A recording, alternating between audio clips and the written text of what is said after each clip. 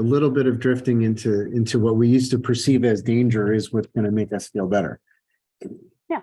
In a lot of different things, sort of move ourselves into what is the logical next step, not necessarily what is the emotionally least challenging step. Mm-hmm. It's funny. We've been talking about this, the adrenaline aspect of it, and I've been sort of piecing together ideas in my mind about this for quite a while. I took a walk around campus here, as I do regularly, 2 days ago in the evening, and I ran into this older gentleman. I was just standing around looking at the big, beautiful building. And he's, got the cane, and we just started talking, and it was cold. So I said, "Why don't you want to walk?" I said, "Sure, we'll walk." And we ended up walking like a mile together. It was very nice, slowly, although he walked a little faster than I thought he was going to.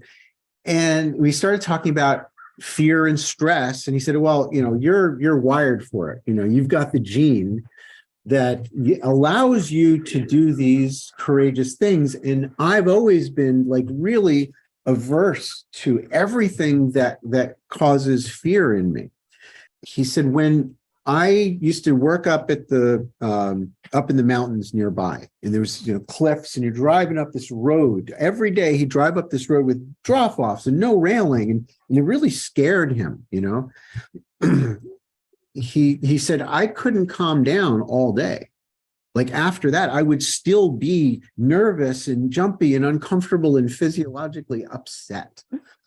And I realized that one of the things that makes us different, maybe not as much in genes, but in terms of mental coping behaviors as skydivers and adventure people that have an affinity for high adrenaline environments and get off on it, is that we can soothe ourselves sooner physiologically as a result of cognition, as a result of thoughts that we have about it and the way we relate to it. And other folks that aren't trained or tested into this ability, pushed into it through the environment, we have the choice to look back on it in a certain way that makes us let it go and look forward.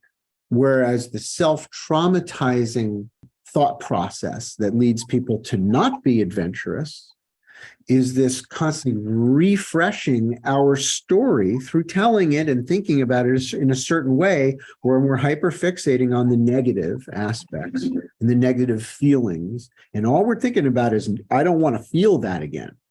Instead of, I want to have this expanded capability and power and confidence. Scott, would prioritize that. I love being not that scared when other people would be scared. I love that feeling of being empowered in flight because of my capabilities.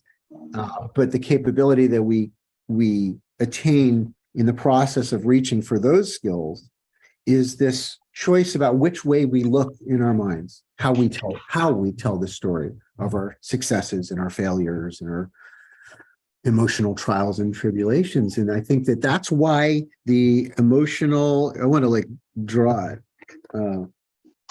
This is my theory. You can let me know if it resonates, but so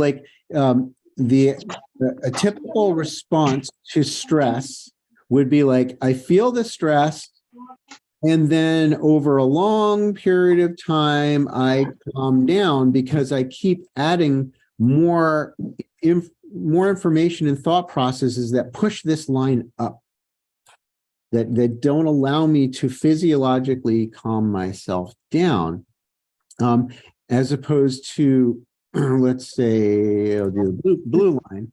It's possible that adrenaline seekers may not get quite as high along this line, but they drop sooner and come back down to baseline.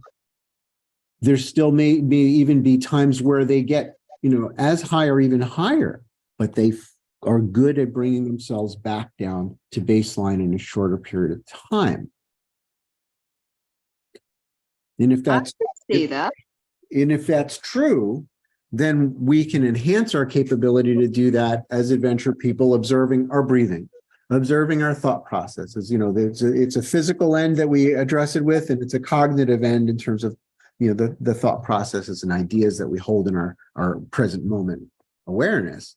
I think it's something also that can be taught to everybody else.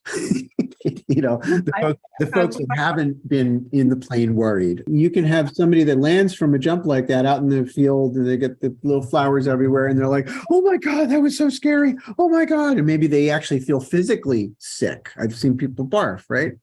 Yeah. Or they just feel bad, right? For the rest of the day, they feel terrible because they had a high level of spike. Maybe it was really, really high in terms, of the limbic system.